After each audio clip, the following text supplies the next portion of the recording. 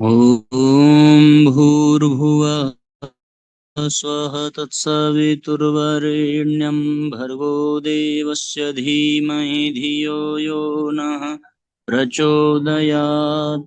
ॐ चैतन्यं शाश्वतं शान्तं व्योमातीतं निरञ्जनं नादबिन्दुकलातीतं तस्मै श्रीगुरवे नमः। ॐ सद्गुरुचरण कमलेभ्यो नमः। वन्दे भगवतीं देवीं श्रीरामं च जगद्गुरुं पादपद्मे तयोः श्रुत्वा प्रणमामि मुहुर्मुहुः। परम पूज्य गुरुदेव परम वंदनीय माता जी के दिव्य संरक्षण में विराजमान ऑनलाइन दैनिक स्वाध्याय के आज के सत्र में आप सभी आत्मीय बंधुओं का बहुत बहुत स्वागत अभिनंदन है। साथियों, नवरात्रि चैत्र नवरात्रि की पावन बेला में आज नवमी तिथि पर जब नवरात्रि पर्व का विश्राम हो रहा है और रामनवमी की पावन वेला है, तब साथियों आइए हम सभी स्वाध्याय का क्रम संपन्न करें और नित्य की भांति आज पुनः गायत्री उपासना के संदर्भ में ही स्वाध्याय का क्रम संपन्न करेंगे। आज का जो विषय है, आज का जो अध्याय है, वो है गायत्री उपासना की अनिवार्यता। सभी परिजन शीघ्रता पूर्वक जुड़ जाएं। सबको आवाज आ रही है? लिख करके अवश्य बता दें। अपना नाम स्थान अवश्य लिख करके भेजें और अधिक से अधिक आज के लिंक को शेयर जरूर करें, जिससे कि सब तक परम पूज्य गुरुदेव के दिव्य विचारों को पहुंचाया जा सके और घर घर हर एक व्यक्ति गायत्री उपासना से अपने आप को जोड़ सके। ये हम सबका सौभाग्य नहीं, परम सौभाग्य है साथियों कि हम लोग गायत्री उपासना के विषय में जानकारी प्राप्त कर रहे हैं। गुरुदेव की हम सब पर बड़ी कृपा है कि उन्होंने गायत्री उपासना के पुण्य प्रचार प्रसार के लिए कितनी कठोर साधना स्वयं की और हर दृष्टिकोण से गायत्री उपासना के विषय में उन्होंने कुछ न कुछ लिखा है। तो आइए पढ़ना प्रारंभ किया जाए आज के सत्र को। गायत्री प्रत्येक द्विज का एक आवश्यकीय धर्म कृत्य है। द्विज वैसे ब्राह्मण क्षत्रिय वैश्य को कहते हैं। जो लोग यज्ञोपवीत धारण कर सकते हैं वे द्विज हैं। ऐसे सभी लोगों को गायत्री का अधिकार है। द्विज वह है जिसका दूसरा जन्म हुआ हो। एक जन्म माता के पिता के रजवीर्य से सभी का होता है, इसलिए मनुष्य और पशु समान हैं। दूसरा आध्यात्मिक जन्म गायत्री माता और यज्ञ पिता के संयोग से होता है। गायत्री अर्थात सद्बुद्धि रूपी माता और यज्ञ अर्थात परमार्थ रूपी पिता को जिन्होंने अपने आध्यात्मिक माता पिता के रूप में समझ लिया है, जीवन की वस्तु न समझकर परमार्थ एवं आत्म कल्याण का साधन स्वीकार किया है, वस्तुतः वे ही द्विज हैं। गायत्री उपासना इसी श्रेणी के होते हैं। गायत्री उपासक इसी श्रेणी के होते हैं। जिसका ऐसा दृष्टिकोण होता है वे गायत्री उपासना में संलग्न होते हैं, या जो गायत्री उपासना में लगते हैं वे ऐसे हो जाते हैं। इस प्रकार गायत्री और द्विजत्व एक साथ रहते हैं। इसी एकता को संस्कृत में अनाधिकार कहा गया है। जिसमें इस प्रकार की एकता न हो वे अनाधिकारी कहे जाते हैं। उच्च भावना और गायत्री संबंध बनाए रखने के लिए अधिकार की प्रतिष्ठा की गई है। यज्ञोपवीत को गायत्री की मूर्ति एक प्रतिमा कहना चाहिए। गायत्री को हर घड़ी छाती से लगाए रखना, हृदय पर धारण किए रहना यज्ञोपवीत धारण का उद्देश्य है। जनेऊ में 3 तार हैं, गायत्री में 3 चरण हैं। उपवीत में 9 लड़े हैं, यज्ञोपवीत में 9 शब्द हैं। यज्ञोपवीत में 3 मध्य ग्रंथियों और 1 ब्रह्म ग्रंथि होती है। गायत्री में 3 व्याहृतियां और 1 प्रणव है। अन्य देवताओं की मूर्तियां पत्थर धातु आदि की बनाई जाती हैं, पर उनका पूजन और ध्यान तो उपासना गृह में ही हो सकता है। किंतु गायत्री देवता तो मनुष्य का जीवन प्राण ही है। उसका पूजन किसी नियत समय पर किसी नियत स्थान पर कर देने से काम नहीं चल सकता। यह देवता तो ऐसा है जिसको सोते जागते चलते फिरते खाते नहाते हर घड़ी साथ रखना है। एक क्षण के लिए भी अपने को अलग नहीं होने देना है। इसलिए उसकी प्रतिमा धातु या पत्थर की न बनाकर सूत की बनाई गई है। यज्ञोपवीत गायत्री की मूर्तिमान प्रतिमा है। इसको प्राण प्रिय समझ हर घड़ी छाती पर, कंधे पर, हृदय पर धारण किए रहने के लिए यज्ञोपवीत पहना जाता है। गायत्री उपासक के लिए यज्ञोपवीत धारण करना एक उचित कर्तव्य है। अपनी बुद्धि को सात्विक सन्मार्गगामी बनाने के लिए सचेष्ट रहना, यह गायत्री मंत्र की शिक्षा है। इन शिक्षाओं को अपने व्यावहारिक जीवन में समावेश करने के लिए पूरी तत्परता से कार्य करना, यही यज्ञोपवीत धारण करने का लक्ष्य है। यज्ञोपवीत को सूत्र भी कहते हैं। सूत्र डोरे को भी कहते हैं और उस शब्द रचना को भी कहते हैं जो स्वयं बहुत संक्षिप्त होते हुए भी अपने अंदर एक विस्तृत अर्थ छिपाए होते हैं। अष्टाध्यायी, षड दर्शन, गृह्य सूत्र आदि ऐसे ही ग्रंथ हैं। यज्ञोपवीत में लिपि और भाषा का प्रयोग नहीं हुआ है, तो भी यह ब्रह्म सूत्र ग्रंथ है। इसके एक एक धागे में जीवन को महान बनाने वाली शिक्षाएं भरी हुई हैं। इन शिक्षाओं का हर घड़ी ध्यान रखने के लिए ही यज्ञोपवीत पहना जाता है और उसे पहनने पर इतना जोर दिया जाता है। गायत्री को गुरु मंत्र कहा गया है। प्राचीन काल में बालक जब गुरुकुल में विद्या पढ़ने जाते थे तो उन्हें वेदारंभ संस्कार के समय गुरु मंत्र के रूप में गायत्री की ही दीक्षा दी जाती थी। वेद का आरंभ वेद माता गायत्री से ही होता है। आज के नामधारी गुरु नाना प्रकार के उटपटांग मन्य गढ़कर गुरु दीक्षा की लकीर पीटते हैं, पर प्राचीन काल में गायत्री मंत्र के अतिरिक्त और कोई दीक्षा मंत्र न था। भारतीय धर्म में ब्रह्मा विष्णु महेश के प्रतीक 3 जीवित देवता भी माने गए हैं। माता पिता गुरु। जिस प्रकार किसी व्यक्ति का माता और पिता होना आवश्यक है, इसी प्रकार उसका गुरु भी होना आवश्यक है। कोई व्यक्ति अपने माता का पता न बता सके या अपने पिता के संबंध में अपरिचित कहे तो उसकी उत्पत्ति अनैतिक मानी जाती है। इस प्रकार कोई कोई व्यक्ति गुरु रहित हो तो उसे भी असंस्कृत कहा जाएगा। निगुरा एक प्रकार की गाली है। जिसका गुरु नहीं, उसकी आध्यात्मिक सुव्यवस्था संदिग्ध मानी जाती है। गायत्री दीक्षा या गुरु दीक्षा एक ही बात है। ऐसा उल्लेख मिलता है कि गायत्री मंत्र कीलित है। इसको विशिष्ट, वशिष्ठ और विश्वामित्र ऋषियों का शाप लगा हुआ है। जो शाप का उत्कीलन कर लेता है उसी की साधना सफल होती है। इस अलंकारिक वर्णन में विधिवत गायत्री साधना करने, उसकी शास्त्रीय प्रक्रिया को समझने एवं अनुभवी पथ प्रदर्शक के ही संरक्षण में साधना क्रम को आगे बढ़ाने का आदेश दिया गया है। वशिष्ठ कहते हैं, विशेष रूप से श्रेष्ठ को। प्राचीन काल में जो व्यक्ति 1.25 करोड़ गायत्री जप कर लेते थे उन्हें वशिष्ठ की पदवी दी जाती थी। रघुवंशियों के कुलगुरु सदा ऐसे ही वशिष्ठ पदवीधारी होते थे। रघु, अज, दिलीप, दशरथ, राम, लवकुश, इन 6 पीढ़ियों के गुरु एक वशिष्ठ नहीं बल्कि अलग अलग ऋषि थे, पर उन सभी के उपासना के आधार पर वशिष्ठ पद पाया था। वशिष्ठ शाप मोचन का तात्पर्य यह है कि इस प्रकार के किसी अनुभवी उपासक से गायत्री साधना की शिक्षा लेनी चाहिए, उसे अपना पथ प्रदर्शक नियुक्त करना चाहिए। विश्वामित्र का अर्थ है संसार की भलाई करने वाले, परमार्थी और सच्चरित्र एवं कर्तव्यनिष्ठ। गायत्री का शिक्षक केवल वशिष्ठ गुण वाला होना ही पर्याप्त नहीं, उसे विश्वामित्र भी होना चाहिए।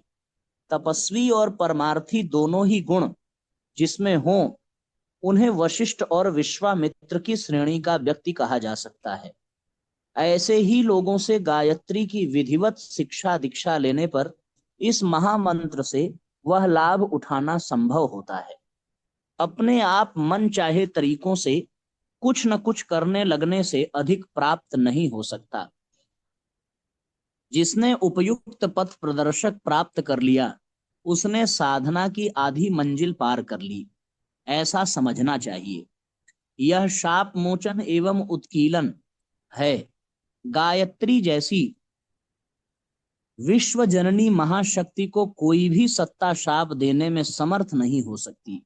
गुरु की महत्ता का प्रतिपादन करने के लिए ही अलंकारिक रूप में शाप लगाने की बात कही गई है। यज्ञोपवीत धारण करना, गुरु दीक्षा लेना, विधिवत मंत्र ग्रहण करना, यह तीनों बातें गायत्री उपासना में सहायक, लाभदायक, आवश्यक एवं मंजिल को पार करने में बड़ी सहायता उत्पन्न कर देने वाली हैं। फिर भी अनिवार्य नहीं है। इन बातों के बिना साधना न हो सकती हो या गायत्री उपासना न की जा सकती हो, सो बात नहीं। ईश्वर की वाणी, वेद ऋचा भगवती महाशक्ति को, गायत्री को अपनाने में कोई प्रतिबंध नहीं है। शास्त्र विधान के अनुसार ब्राह्मण बालक का 10 वर्ष, क्षत्रिय का 12 वर्ष, वैश्य का 14 वर्ष की आयु में यज्ञोपवीत होना चाहिए। इससे अधिक आयु हो जाने पर जल्दी की दृष्टि से बिना किसी विशेष समारोह के किसी यज्ञ आदि के शुभ अवसर पर साधारण रीति से यज्ञोपवीत धारण किया जा सकता है। पर जिनको ऐसी सुविधा भी न हो, उन्हें यज्ञोपवीत के लिए गायत्री उपासना रोकने की आवश्यकता नहीं है। अवसर आने पर वे पीछे भी जनेऊ ले सकते हैं। इस प्रकार यदि अपने स्थान पर ठीक पथ प्रदर्शक गुरु प्राप्त न हो, तो किसी दूरस्थ व्यक्ति से संपर्क स्थापित करके भी काम चलाया जा सकता है। कितनी सुंदर और व्यवहारिक बात लिखी है साथियों। पुरुषों की ही भांति स्त्रियां भी गायत्री उपासना से लाभान्वित हो सकती हैं। कई आध्यात्मिक तत्ववेत्ताओं का यह कहना है कि पुरुषों की अपेक्षा स्त्रियों को गायत्री उपासना का लाभ अधिक मिलता है, क्योंकि माताओं को स्वभावतः पुत्र की अपेक्षा कन्या का अधिक ध्यान रहता है। वह अपनी पुत्रियों के लिए अधिक उदारता का परिचय देती हैं। विधि पूर्वक साधना करना एक महत्वपूर्ण बात है। किसी कार्य को उचित क्रिया पद्धति के साथ किया जाए तो उसका लाभ और फल ठीक प्रकार होता है। अवधि पूर्वक किए हुए कार्य या तो असफल रहते हैं या उनका स्वल्प फल होता है। इसलिए गायत्री उपासकों को उपासना का विधि विधान भली प्रकार समझ लेना चाहिए। तो साथियों, आप देख सकते हैं गायत्री उपासना की अनिवार्यता कितनी है। हर व्यक्ति को गायत्री उपासना करनी चाहिए। यज्ञोपवीत धारण करके करनी चाहिए।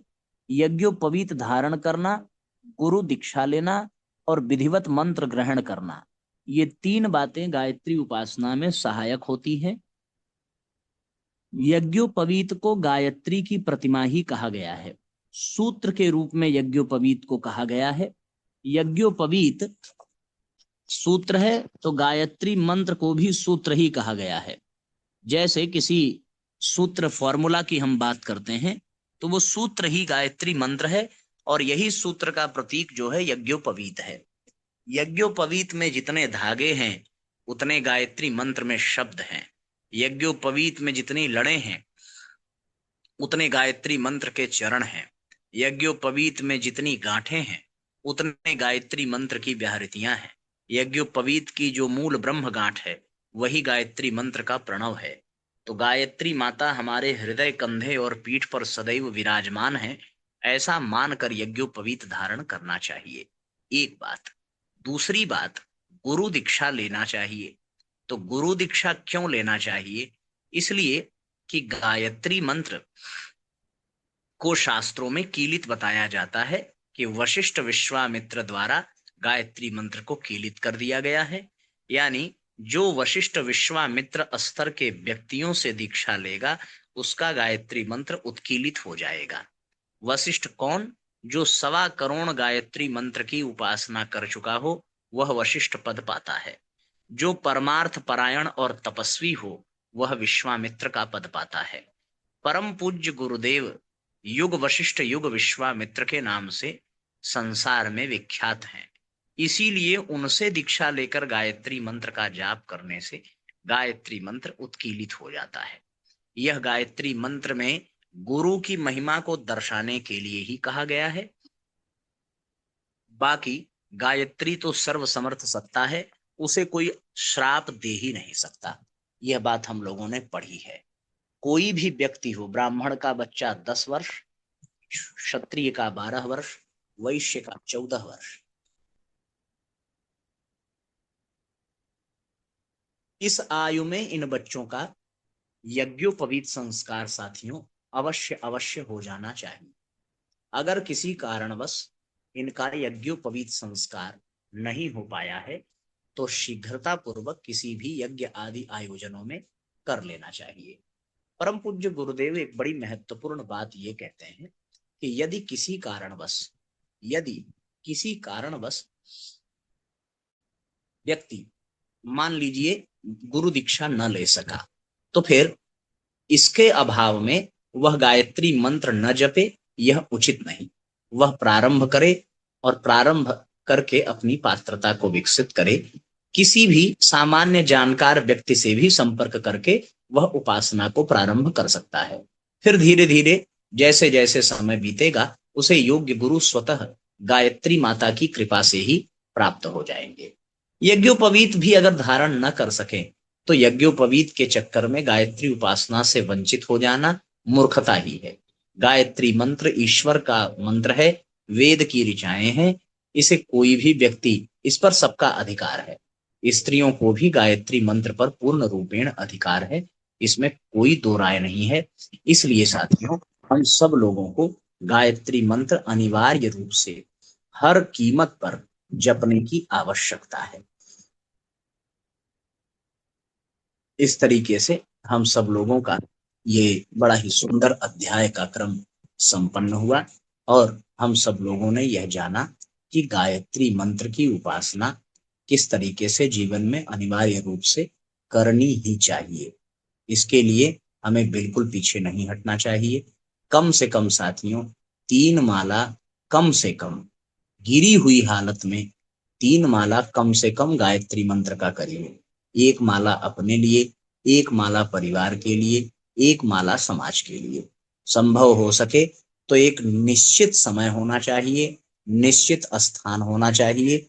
रोज उसी स्थान पर बैठकर और ब्रह्म मुहूर्त में, यानी अधिकतम बहुत अधिक देर हो जाए तो 7 बजे तक गायत्री मंत्र की उपासना आपकी पूरी हो जानी चाहिए।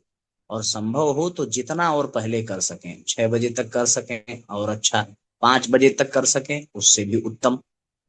प्रयास यही करना चाहिए कि 4 बजे से लेकर के 7 बजे के बीच में या 6 बजे के बीच में गायत्री उपासना का क्रम संपन्न हो जाए। स्नान करने के पश्चात षटकर्म करके आप पूर्व दिशा की ओर मुख करके बैठ जाइए और तुलसी की माला गायत्री मंत्र के लिए सर्वोत्तम बताई गई है। आप तुलसी की माला अवश्य ले लें, न तुलसी की मिले तब चंदन की माला, कोई माला भी ना हो तो कर माला अपनी उंगलियों पर गिन करके गायत्री मंत्र का जाप करना। देवी भागवत में कर माला की विधि बताई गई है। अनामिका उंगली के मध्य भाग से प्रारंभ करेंगे तो मध्य भाग में 1 2 तक अनामिका उंगली पर गिनती हो जाएगी। उसके बाद छोटी वाली कनिष्ठ उंगली के पास आइए, 3 4 5, 3 गिनती छोटी वाली कानी उंगली पर हो जाएगी। फिर अनामिका उंगली के ऊपर का सिरा, मध्यमा उंगली के ऊपर का सिरा और तर्जनी उंगली के ऊपर का सिरा, 5 3 8 ये हो जाएगा। और फिर तर्जनी उंगली के मूल तक 9 और 10वीं संख्या की गणना तर्जनी उंगली के मूल तक होगी। इस प्रकार से एक चक्कर लगाने पर 10 गायत्री मंत्र का जाप एक बार एक करमाला में हो जाता है। ऐसे ही 10 बार अगर आप करते हैं तब जाकर एक माला आप बिना कोई माला के ही अपने हाथों की उंगलियों पर ही गिन करके कर सकते हैं। इस तरीके से साथियों, अब इतनी छूट और सुविधा देने के पीछे का प्रयोजन ये है कि अ, मतलब बहुत पीछे का व्यक्ति भी गायत्री उपासना से वंचित न होने पाए। बिना गुरु के भी, बिना यज्ञोपवीत के भी, बिना माला के भी अगर जपने की छूट दी जा रही है और हर वर्ग हर वर्ण संप्रदाय के लोगों को दी जा रही है, तो साथियों हर स्थिति में इसे करना ही चाहिए। यह बहुत आवश्यक है। इसीलिए साथियों हम लोग नवरात्रि के पावन पर्व पर विशेष रूप से गायत्री मंत्र के ही चिंतन को प्रकट करते हैं, प्रस्तुत करते हैं, ताकि इससे जुड़े हुए सभी हमारे जितने भी प्रश्न हैं वे सब के सब जो है समाधान होते जाएं, ऐसा प्रयास रहता है। ठीक है ना। अब साधक का आहार विहार कैसा होना चाहिए, इसके लिए साथियों आपको कल तक की प्रतीक्षा करनी पड़ेगी। आज इतना ही हम लोग पढ़ पा रहे हैं, क्योंकि यहाँ आज कार्यक्रम का विश्राम है, तो बहुत शोरगुल बाजा वगैरह बज रहा है, बहुत असुविधा से आज स्वाध्याय की रिकॉर्डिंग कर पा रहे हैं, लेकिन ये करना ही है। मैं समझता हूँ पीछे बैकग्राउंड में बाजा की, डीजे की आवाज तो नहीं ना आ रही है, और आप लोगों को सुनने में कोई असुविधा नहीं होगी, ऐसा हमारी ऐसी आशा है। ऐसा हमने प्रयास किया है, अपने कमरे को बिल्कुल बंद करके ही हमने रिकॉर्डिंग की है, ताकि कोई व्यवधान ना हो। चलिए अब आज के सत्र को यहाँ पर विश्राम देंगे और गायत्री मंत्र साथ साथ बोलेंगे। ओम भूर्भुवः स्वः तत्सवितुर्वरेण्यं भर्गो देवस्य धीमहि धियो यो नः प्रचोदयात्। सभी आत्मीय बंधुओं को बहुत बहुत प्रणाम साथियों, सबका बहुत मंगल हो। सब लोग गायत्री साधना में जुटे जुड़े रहें, ऐसी मंगल कामना। जय राम जी की शुभ रात्रि।